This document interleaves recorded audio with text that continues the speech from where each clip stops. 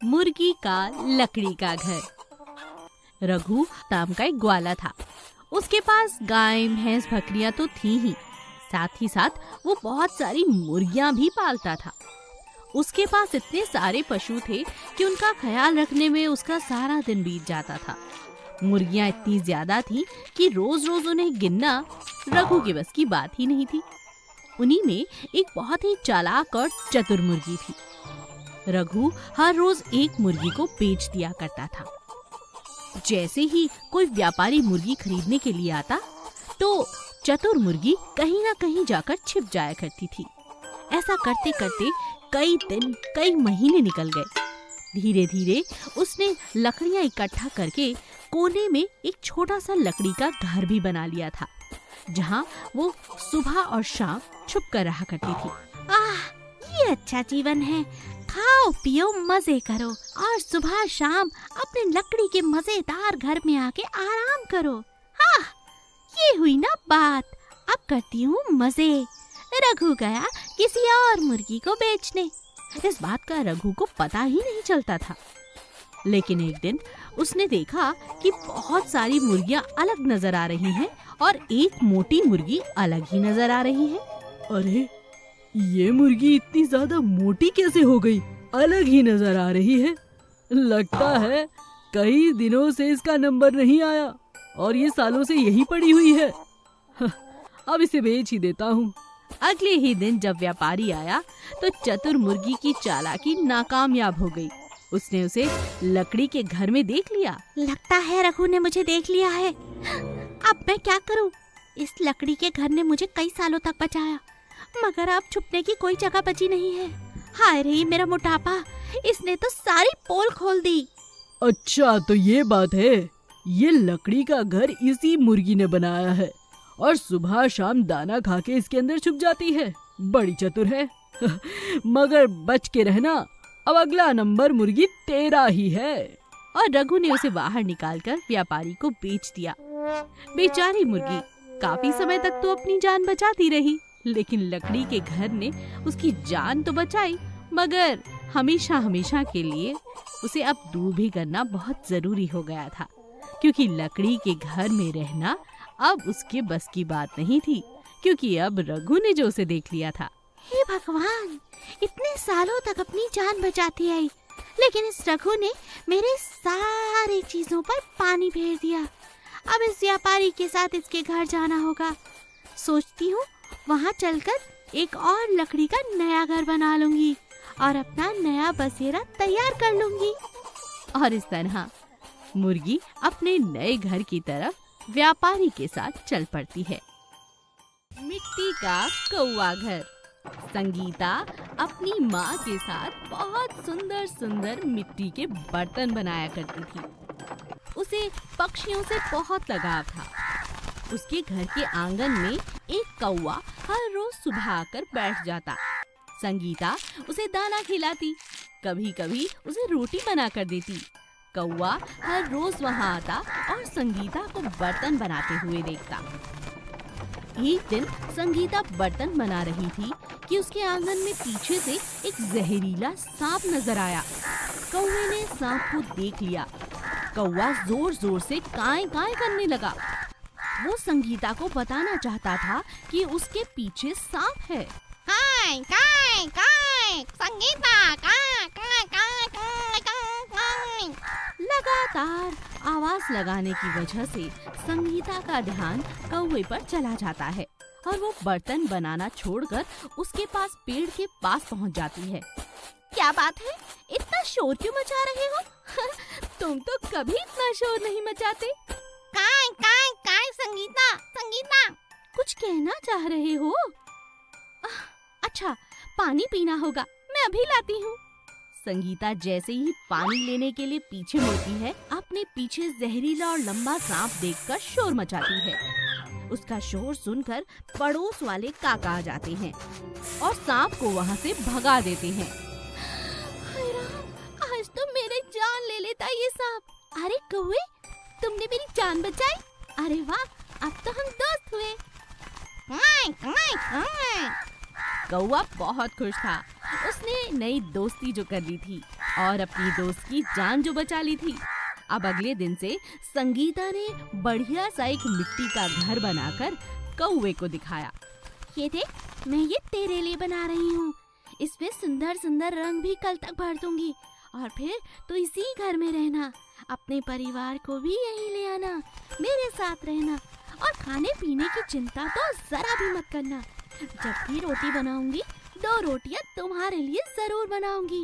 बोलो, क्या कहते हो? काय काय काय। कौवा इशारा करता है और संगीता की बात पर हामी भर देता है। संगीता एक वफादार पक्षी और एक बहुत बढ़िया दोस्त पाकर बहुत खुश थी। वो एक मिट्टी का घर बनाती है, उसमें बहुत प्यारे प्यारे रंग भरती है और कौवे के लिए रख देती है। अब कौवे के पास अपना खुद का मिट्टी का घर था। बहुत प्यार के साथ दोनों दोस्त मिलजुल कर रहने लगते हैं। माँ, अब तो मेरा जी बहुत करता है बर्तन बनाने को। सुबह शाम कौवे के साथ बातें करती हूँ और प्यारे प्यारे मिट्टी के बर्तन बनाती हूँ। ये देखो, मैं एक और बर्तन बना रही हूँ जिसके ऊपर कौवे का चित्र भी है। अरे वाह, बहुत अच्छे, बहुत अच्छे। क्ले व्हीकल टॉयज, मिट्टी के खिलौने। चित्रपुर नाम के एक गांव में बजरंगी करके एक आदमी था। वह एक कुम्हार था। वह मिट्टी से तरह तरह के खिलौने बनाकर बच्चों को बेचता था। एक दिन उसका बेटा पिंटू वहां पर आया और ऐसा बोला, पापा जी, मुझे भी एक इलेक्ट्रिक मोटरसाइकिल चाहिए। मेरे दोस्त सुनील ने एक नया इलेक्ट्रिक मोटरसाइकिल खरीदा है। वो एक चार्ज पे 10 दिन तक चलता है। मुझे किसी भी तरह आप खरीदेंगे ना? वो कितने का है बेटा? सुनील बोला, वो 10,000 की है। पिंटू, सुनील के पापा एक बड़ा कॉन्ट्रैक्टर है। मैं खिलौने बनाने वाला 10,000 से वो कैसे खरीद सकता हूँ? एक काम करता हूँ, मैं आपको तरह तरह के मिट्टी के वाहन बना के दूंगा। आप उसी से खेलना। मैं सुंदर खिलौने बनाकर दूंगा। आप चिंता मत करो बेटा। ठीक है पापा। उसी दिन बजरंगी ने खूब मेहनत करके मिट्टी के मोटर बाइक, जीप, स्कूटर बना के दिया। पिंटू बहुत खुश हो जाता है। अगले ही दिन पिंटू उसके सभी दोस्तों को दिखाने के लिए मिट्टी के बाइक को लेके जाता है। ये बात सुनील से देखा नहीं गया। वह उसके इलेक्ट्रिक बाइक से पिंटू के मिट्टी के बाइक को धक्का मार देता है और पिंटू का मिट्टी बाइक टूटकर चूर चूर हो जाता है। जब ये बात पिंटू अपने पापा को बोला, पिंटू बेटा, इस बार मैं एक मजबूत जीप का खिलौना बना के दूंगा, ठीक है? ऐसा बोलकर बजरंग ने रातों रात एक मजबूत मिट्टी का जीप का खिलौना बना के देता है। जब पिंटू उस जीप को सुनील के पास लेके गया, सुनील फिर से उसके बाइक से जीप को टकराने के लिए देखता है। ऐसा वह तेजी से आकर पिंटू के जीप को मारता है, लेकिन इस बार सुनील का बाइक टूटकर नीचे गिर जाती है। फिर सुनील रोते रोते उसके पापा के पास जाते हैं। पापा जी, पिंटू करके मेरा एक दोस्त ने उसकी जीप से तेजी से आकर मेरे बाइक को धक्का देके तोड़ दिया है। आप जल्दी कुछ कीजिए ना। ऐसा झूठ बोलता है। तभी सुनील के पापा विशाल एक जेसीबी को लेके पिंटू और बजरंग के घर के पास जाकर सारे खिलौने और उसके घर को भी तोड़ देता है। तभी बजरंग ने ऐसा बोला, विशाल सेठ, आप तो बड़े हो, कुछ तो दिमाग लगा के काम करना होगा ना। वह छोटे बच्चे हैं, आप भी ऐसा करना अच्छा नहीं है। आप मुझसे क्षमा मांग के मेरे घर को ठीक करवा दो। अरे चल, मैं तुमसे माफी हो ही नहीं सकता। फिर ठीक है, एक शर्त लगाता हूँ। अगर कल मैं आकर मैं तुम्हारी जेसीबी और घर को नहीं तोड़ा तो मेरा नाम भी बजरंग नहीं है। ऐसा अगले ही दिन एक बड़ा सा मजबूत मिट्टी का जेसीबी बनाकर बजरंग विशाल के घर पहुंच जाता है और एक ही झटके में विशाल का स्टील जेसीबी को तोड़ देता है। वो जेसीबी टुकड़े टुकड़े हो जाती है। फिर विशाल दौड़ता हुआ आकर सबके सामने बजरंग से माफी मांगता है और बजरंग को एक नया घर भी बना के दे देता है। तब से बजरंग और पिंटू खुशी से नए घर में रहने लगे।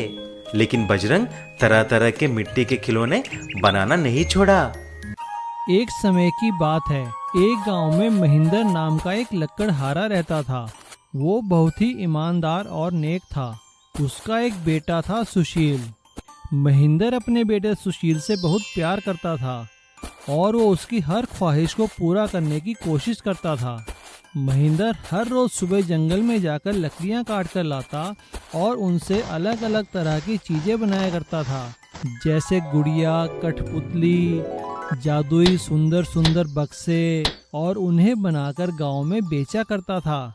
यही उसकी कमाई का एक जरिया था और वो अपने छोटे से परिवार के साथ कम कमाई होने के बावजूद भी खुशी से रहा करता था।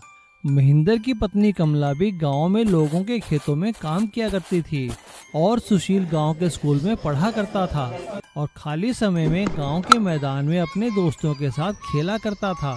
एक दिन जब सुशील अपने दोस्तों के साथ गांव के मैदान में क्रिकेट खेल रहा था, तभी अचानक खेलते हुए उसके हाथ से उसके एक दोस्त का बहुत महंगा बैट टूट गया।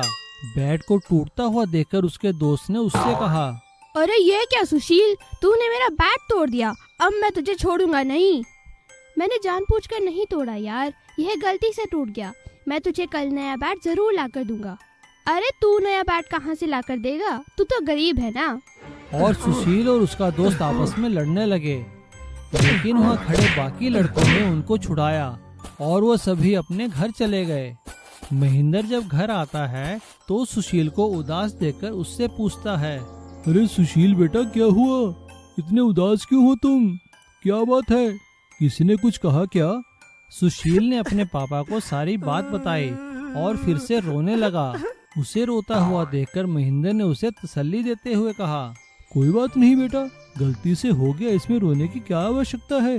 मैं कोशिश करूंगा तुम्हें एक की जगह 2 बैट लाने की। महेंद्र की ये बात सुनकर उसकी बीवी उससे कहती है, आपको पता है ना कि आप नया बैट नहीं लाके दे सकते। चल बेटा आजा, खाना खा के सो जा। और ऐसा कहकर वो खाना खिलाकर सुशील को सुला देती है।